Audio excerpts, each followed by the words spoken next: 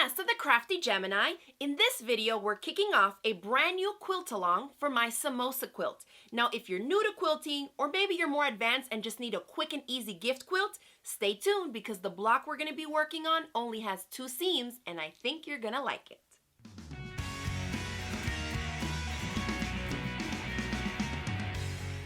So let's get started with the Samosa Quilt Along. We're going to be working on what I call my little Samosa quilt blocks. Now to do these little blocks, we're going to first start off with 10" by 10" pre-cut squares. You can feel free to buy packs like this, and this is a new collection that I recently purchased. Here's another one with some pretty florals. And when you buy a stack like this, you know that it's part of a collection, so it's quite simple to get the fabric pieces to match because they all go together. So we simply play a little swapping game once we cut out the individual units of our blocks, and then we piece them back together. So the way that we're going to do that is using my 10" slicer ruler. Now this is a ruler I designed several years ago to be used specifically with 10" by 10" pre-cut squares. And you can buy the stacks like this. Usually you get about 40 to 42 squares in one pack, but it depends on the manufacturer. But if you don't want to purchase a new stack of fabrics, you can always just cut up your own 10" by 10" squares from yardage that you have in your stash already. So feel free to do that, but I will include a link on where you can get stacks like this in case you're interested in trying those out. The 10" slicer ruler you can get exclusively at our online shop. They're made here in the United States, and this is just one of the blocks that you can make with this ruler. I'll also include a link to where I have a free video library, basically an archive of a ton of different quilt blocks and even other projects like a zippered pouch that you can make using my 10" slicer ruler. When you buy my rulers, you get that access to that free library of all the different things that you can make with it. So this is just going to be another addition to that. We're going to work on the Samosa quilt block. Now for this block, you can see the collection that I'm working on here. I'll just show you a couple in some different color combinations. I like to make blocks like this that just feature 2 different colors with a very simple color rule in mind. If the 2 fabrics that I'm going to be combining, one for the background space and the other one for the little samosa shape that we have here, I just want, when I look at the 2 fabrics, I want one to play as my light fabric and the other to play as my dark fabric. So this gray and this pink color, this obviously to me plays as the light and this as the dark. Now let's try a different one.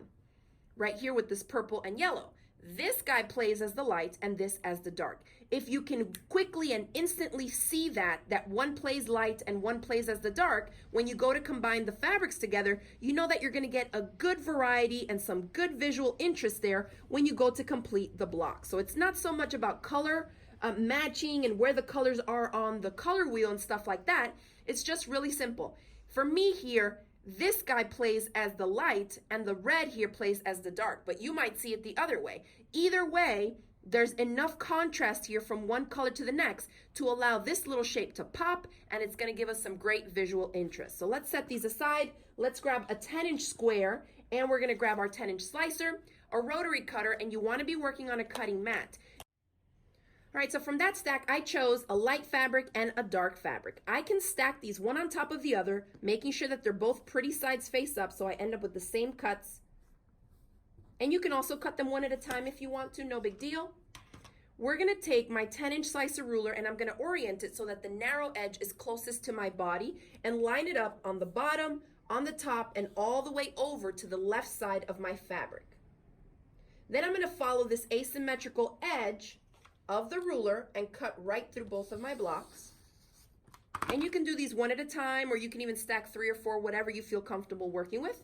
Then we've made our first cut. Do not move them or separate the pieces. Now we're going to take our ruler and we're just going to turn it. If you notice, this is not just a template that we can follow, but there's also lines on here with different increments and measurements. So we're now aiming for the 3" line, and that's 3 inches down from the top edge. It's a solid line across. So at the 3" line, I'm going to line up that solid edge along this inner edge of the right chunk. So I'll show you how I do that. All right, so here's my 3" line, and I'm placing it right on the edge of this side of this chunk. Does that make sense? And you'll see that when you do that, make sure that you're flush here at the bottom. And when you come across this way, you should be basically cutting this corner, this right angle corner of this square right down the diagonal. And if you need to adjust your ruler a little bit, go ahead and do that. But then we're just going to cut from this point, should be right at a 45-degree angle to this corner, and just follow this edge just to cut to there.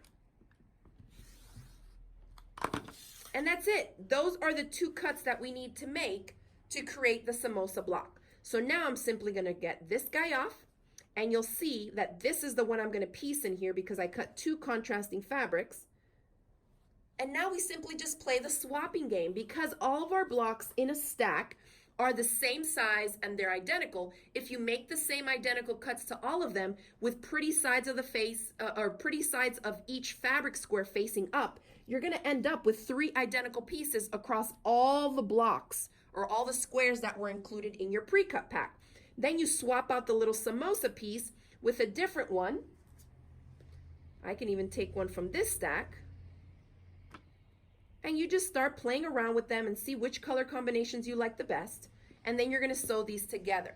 Now, I'm going to, let me keep these collections separate, but I just want to show you how you just play and swap out the different colors. Again, making sure that one plays as the light and one plays as the dark. So I am going to, let's separate these because I have this minty colored one down here. So I will use this darker samosa with that guy, and then the lighter one swapped off. So you can see how my 10-inch slicer allows you to make some really cool and funky blocks. All we're using is the fabric from the pre-cut squares. There's no waste. We're only going to trim off a little bit once all the blocks are pieced together, and you don't have to add any additional yardage. So it's a great way to use up only the fabric from those 10-inch squares to get an entire quilt top that coordinates perfectly because we started off with a full collection. Now for sewing the blocks together, you do have to sew these 2 pieces together first before we can attach this side. So I would just stack everything up and just take it assembly line style over to my sewing machine to get all the blocks done. So similar to how I have these here, I would just put all my pieces like this and just play a swapping game with these guys as I gather the 2 background pieces. Now, here's another option if you don't want to have the same fabric in the both background pieces. So let me show you how this would work if you want to get kind of a more scrappy look in your quilt. So we had the minty color one down here. We have this fabric here. And if I did not want to have just 2 fabrics represented in each quilt block, I can swap one of these guys out and have 3 fabrics. So instead of this piece, let's pull this one out and let me find another fabric that might work in here good. And we could even do this.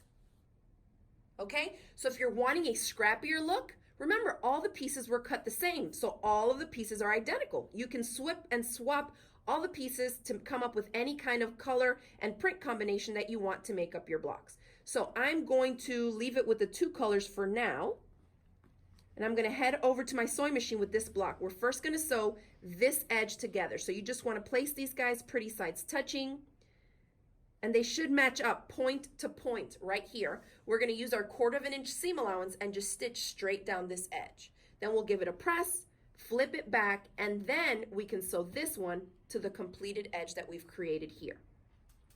All right, so first we said we were going to stitch this edge. So I'm just going to flip this back, and you can put pins if you want to.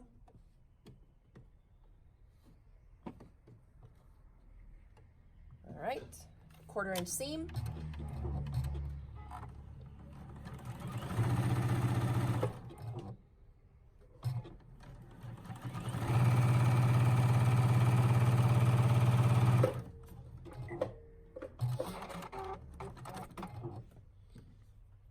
There we have it sewn. I'm going to push this back and finger press it so that the seam allowance is going towards the darker fabric, which is in this case is going to be this plum color. And I'm just going to crease it with my fingernail. You can head over to your iron and give it a little press. And then once you have this edge done, now we can add the next one. So I'm going to place these 2 pretty sides touching. And they go point to point here. And what I do, you'll find that you might have a little bit extra on the one that wasn't pieced. So I just split the difference and have them both extend a little bit past on the top end and on the bottom. And then just stitch again using your 1/4 inch seam allowance.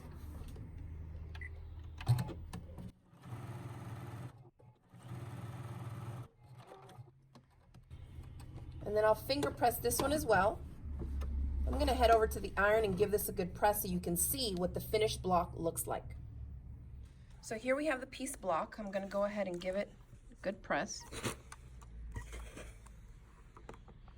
You'll see that you're like off on a little bit here. No big deal. We're going to do some very minimal trimming once all of our blocks are done. So you're just going to repeat what I just showed you how to do to all of your blocks, and you're going to end up with all the blocks that will make up your Samosa quilt.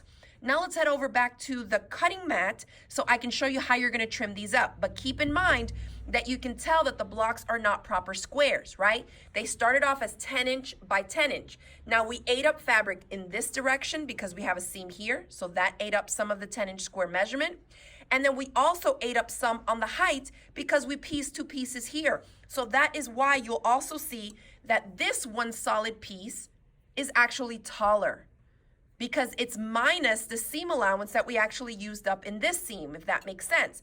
So if you see it sticking out like this up top and on the bottom, don't think you did anything wrong. We simply have to trim them, but it's going to be a very minimal trim for very little waste. Now the finished blocks after they're trimmed are going to measure, or should measure, around 9 inches by 9.5 inches. Now that's not a square. That's a slight rectangle, which I think is fine. I find that a lot of my beginner students feel like they have to trim their blocks up to squares, and I don't think it's worth it to trim this down to a proper square, because you're wasting fabric that you could leave in the quilt so that your blocks end up being a little longer than they are wide, and that's no big deal.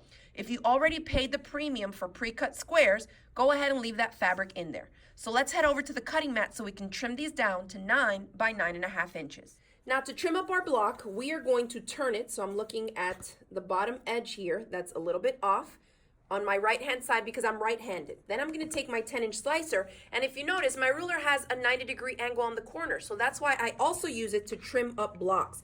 So I want to go flush at the bottom here and flush on the side here, right to where both fabrics meet. So somewhere right here. I want to cut the excess away without eating too much into the height of my block. So flush here and nice and straight there, and just trim away there. Very minimal trimming. We're going to flip it around so we can cut the opposite parallel edge. And you'll do the same thing. Line up this edge right to where that excess is and do a nice clean cut across the top. Now, if maybe you stretched out the fabric or your seam allowance wasn't very accurate, before you make that second cut, go ahead and take the ruler and measure to see that you're right at 9.5 inches for the height. So you should be basically trimming off 1/4 inch here and 1/4 inch here. Now we're going to turn it so we can trim the rest of the sides. So I'm just going to trim up a little off of this edge so that everything is flush at the bottom, flush here, and it should be a clean straight edge at the top. And then I'll spin it around because you always want to cut parallel edges. So this side, now I can cut this side. I'll take a quick measure real quick. So I'm at 9.25 inches, and I know I want to bring it down to 9. So I'm just going to shave a little bit off of this side, about 1/4 inch. All right, so now I'll take a big ruler just to show y'all in case you have a bigger ruler and you feel more comfortable cutting it with that. You should have a block that goes from here to here across this way 9 inches, and from the bottom to the top 9.5. And I can see that that is the perfect size that I need. So this block is now complete. And there you have it, the first video in the Samosa Quilt Along video series. Now, if you're someone who's not going to be working with the pre-cut 10-inch squares, maybe you're someone who's going to pull fabric from your stash to cut down into the squares, don't worry, because in the next video tutorial in this series, I'm going to share with you my tips and tricks on how I like to cut my yardage down into 10-inch strips and then into 10-inch squares. I'll also be sharing with you some tips in case you're deciding to use directional fabrics or prints. Now, if you enjoyed this video tutorial, make sure to give it a thumbs up, share it across the different social media sites with your quilty friends, and don't forget to click the subscribe button so you don't miss out on any of my future videos. Thanks again for watching, and I will see you in the next one. Bye.